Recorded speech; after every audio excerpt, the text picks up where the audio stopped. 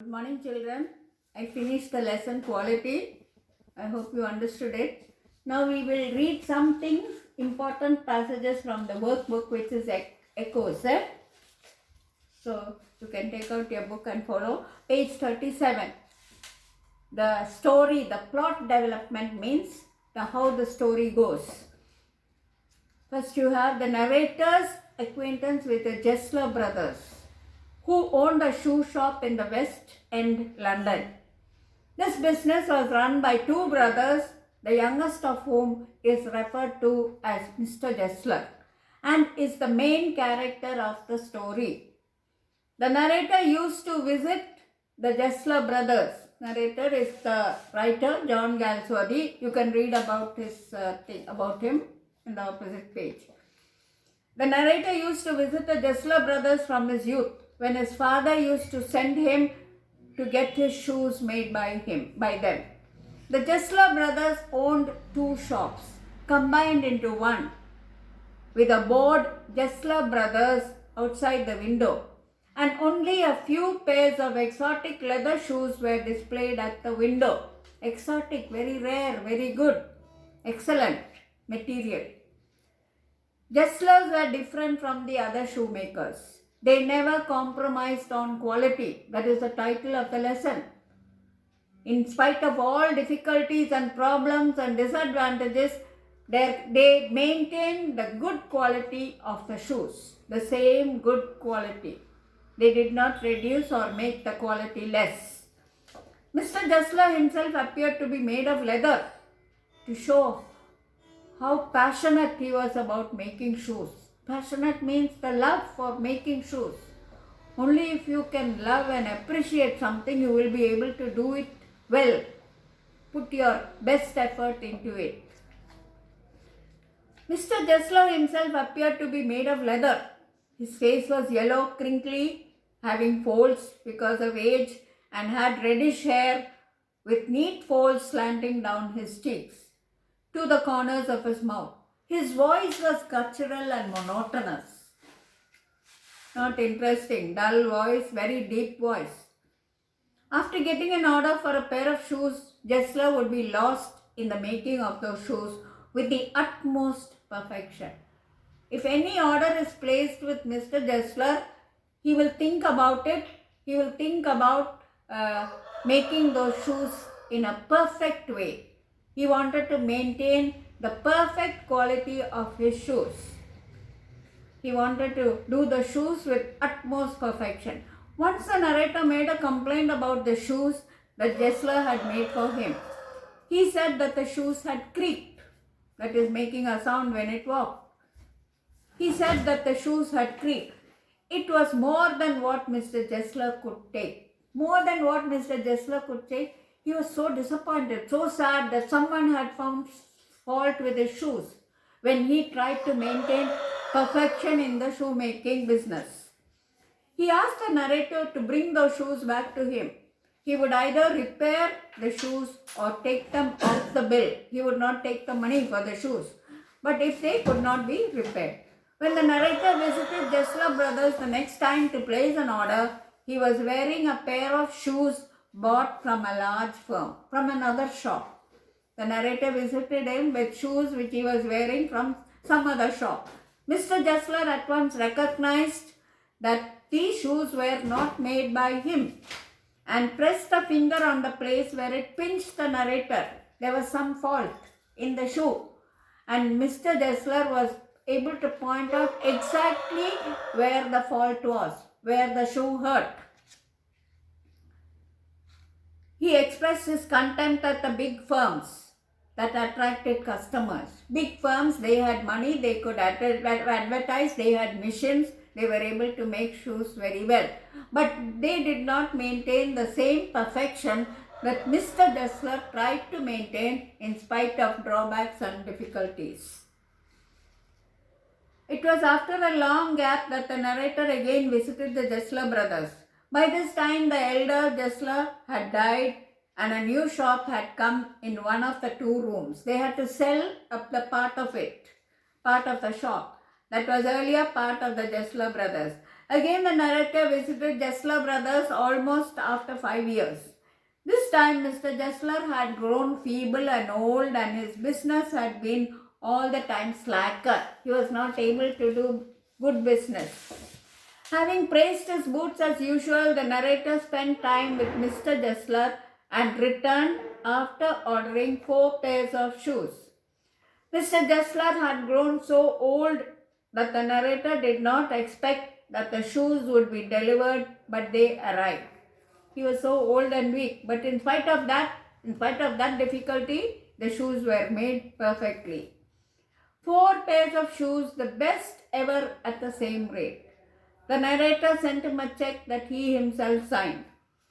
When the narrator visited the Jessler Brothers the next time, neither Jessler's shop nor Mr. Jessler was there. The old man had died of slow starvation. First the elder brother died, then after that the younger brother. And how did they die? Because of starvation. But in spite of starvation, the last pair of shoes made by him at least before he died, was perfectly made. There was perfection. There had come in the place of Jessler Brothers a new shop that made shoes for a royal family. The young man at the shop informed the narrator of Mr. Jessler's slow death due to starvation, but he confessed that Mr. Jessler made good boots. Now you have the story in detail, which you should read by yourself. We can turn to the title, that is on page 40. The title of the story, Quality, is appropriate and thought-provoking. The very mention of the word quality gives the impression that the author must have something to say about the degree of excellence. That is the meaning of the word quality, the degree of excellence achieved by someone or something. It makes the readers think about what or on whom the story is based. After reading the story, one can surely say that the main characters in the story are the Jessler Brothers.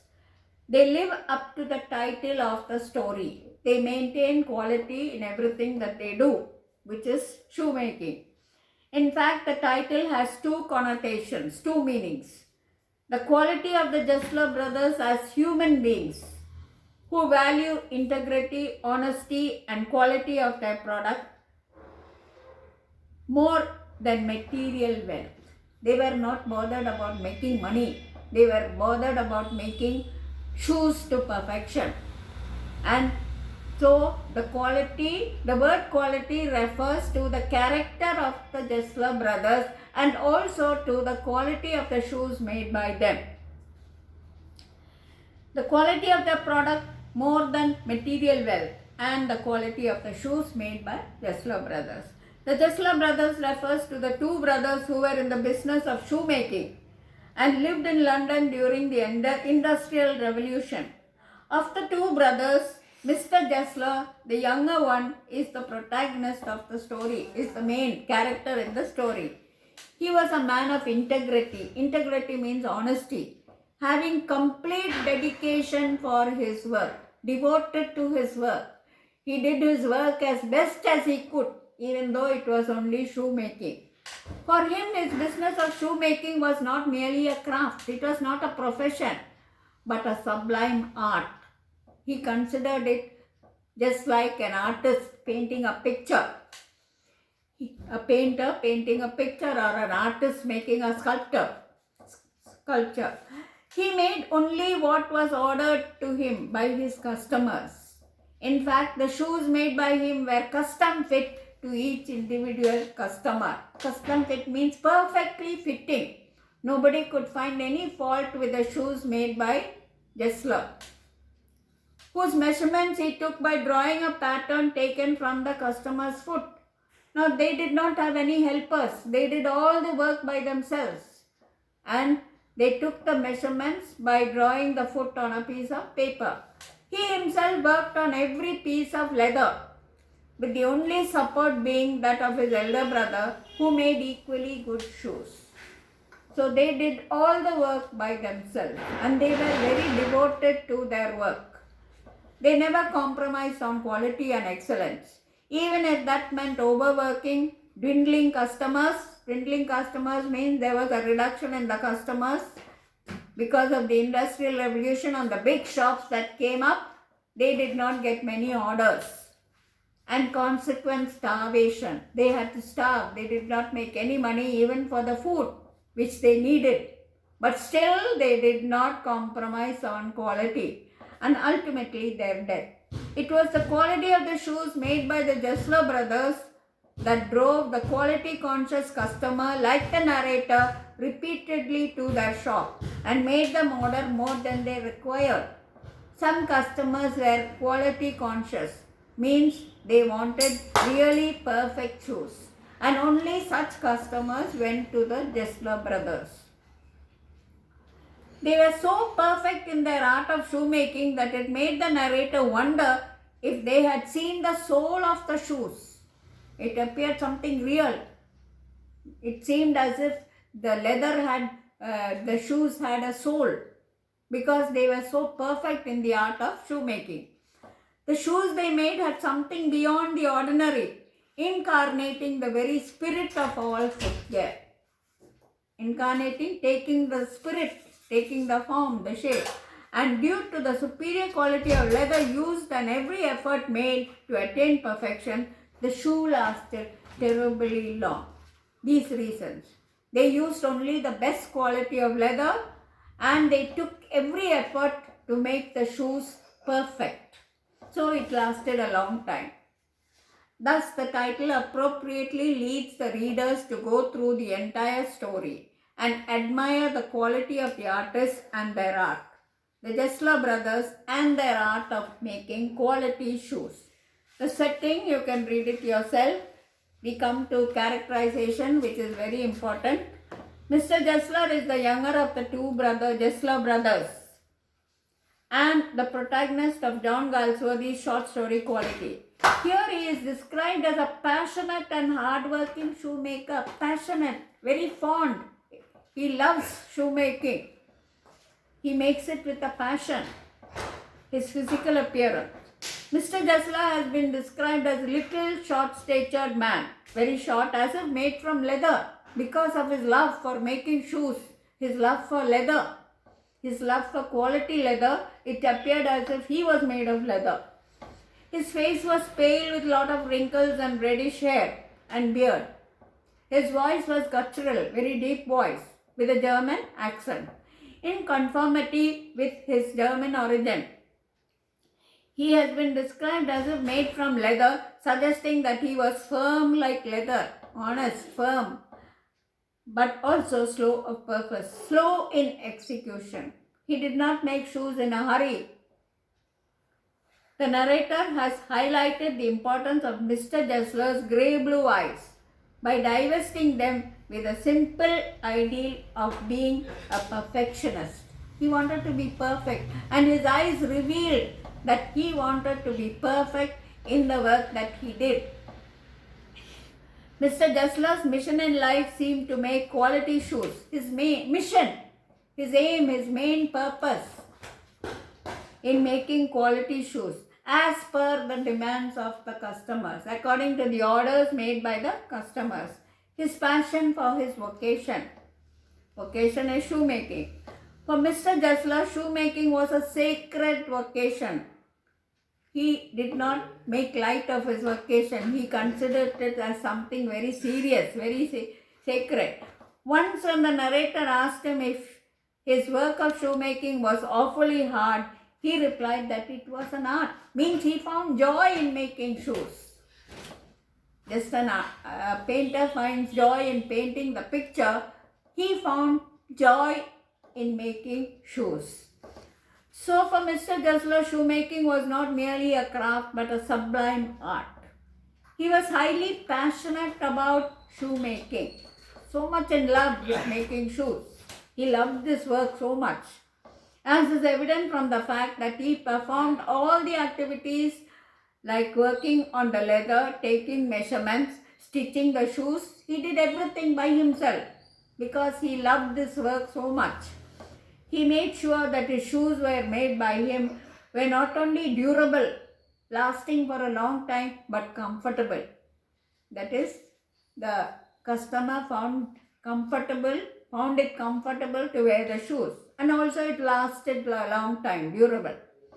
Mr. Dassler's passion for his work is also evident from the fact that while making his shoes, when he had to leave his work to attend to the customers, he appeared as if he had been awakened from some dream of shoes, or like an owl which is surprised in daylight. The owl is a night bird, so he appeared like that. Mr. Dassler was a perfectionist. He brought perfection into his work. That is why he used to custom fit the shoes according to the needs of the individual customer. According to the needs of the customer, he made his shoes. He was against mass production. He did not like mission-made shoes. He seemed to be so well versed in his vocation that he could tell whether the shoes were made by him or somebody else by simply looking at them. He took so much of interest, so much of devotion and dedication in his work that if people came in wearing shoes made by other shops, he was able to recognize it immediately. Further, he could make out where the shoe might be hurting. If the shoe was not comfortable, if the shoe hurt, he found the exact spot where the shoes hurt, just by looking at them. When the narrator once went to Dassler's shop wearing a shoe bought from another firm, Dassler simply pressed his finger at the exact place where the left shoe was not quite comfortable. Pinching means hurting. In fact, it was his passion for his vocation of shoemaking that he continued his efforts to maintain excellence in his work despite all the hardships, including the death of his elder brother. In spite of all difficulties, he maintained quality. His honesty and integrity. Mr. Dassler was a man of honesty and integrity. He never compromised on quality and excellence. Even if it meant more work, dwindling customers, dwindling means reducing of the customers becoming less, and profits. He always used the best leather and took as much time as required to make a perfect pair of shoes. For him, quality and customer satisfaction was much more than monetary gains. He wanted the customers to be happy, to be pleased with the shoes made by him. He did not worry about the money part of it. Once when the narrator complained that the last pair of shoes that he had bought from him creaked made a sound when walking, Mr. Dassler was quite shocked that somebody found fault with his shoemaking. He kept looking at the narrator for some time, as if he expected him to withdraw the complaint he had made. Despite the shock, Mr. Dassler asked the narrator not only to bring back the shoes to him for repair, but also promised to take them off the bill if they could not be repaired. He promised to repair it. If he could not repair it, he will return the money paid for the shoes. And he was so shocked that somebody had found fault with his shoes. Similarly, during his last days when he was practically on the verge of shutting down his business, he still did not compromise on quality. That is, in spite of lack of money, lack of customers, lack of food. Even if he starved, he made sure that the shoes made by him were quality shoes, the best shoes that he could make. The best that he had ever made, and without hiking the price. Hardships and the end. Mr. Dassler lived his entire life in a small tenement where he worked and sold his goods. In fact, he devoted his entire life to making the best quality shoes. He had to face stiff competition from big firms, which had sophisticated machinery and huge capital to advertise their product. On the other hand, Mr. Dassler did all the work with his hands, from working on the leather, taking measurements, designing and finalizing the shoes as per the demands of each and every customer. He never compromised on quality and always used the best quality leather. Although his business was dwindling, yet he continued his struggle for existence without giving in to the pressure of competition and advertisement. He was forced by circumstances to give away part of his shop. His elder brother could not get over the pain of losing one half of their shop and died. Mr. Jessler, despite losing his brother and part of their shop, continued the business of shoemaking with the same commitment, same dedication and devotion as earlier. In fact, his commitment to his work was so strong that he gave himself no time to eat and relax, even when he did not have a penny in the house. All his profits went to giving rent and buying the best quality leather. In his mind, his commitment to his work and the satisfaction of his customers far outweighed his own needs. These things were more important. His devotion to making perfect shoes, and he wanted his customers also to be perfectly satisfied. He did not worry about his own personal needs. Even if he did not have any food, he did not compromise on quality. He finally died of slow starvation. Mr. Jessler, the artist, died, but his art continued to live through his admirers and customers like the narrator. Even if he faced a physical death, the perfect quality of his shoes continued to live in people like the narrator. Then you have the character of the narrator, the theme. All these are important. You should read it. With that, we will stop today's class.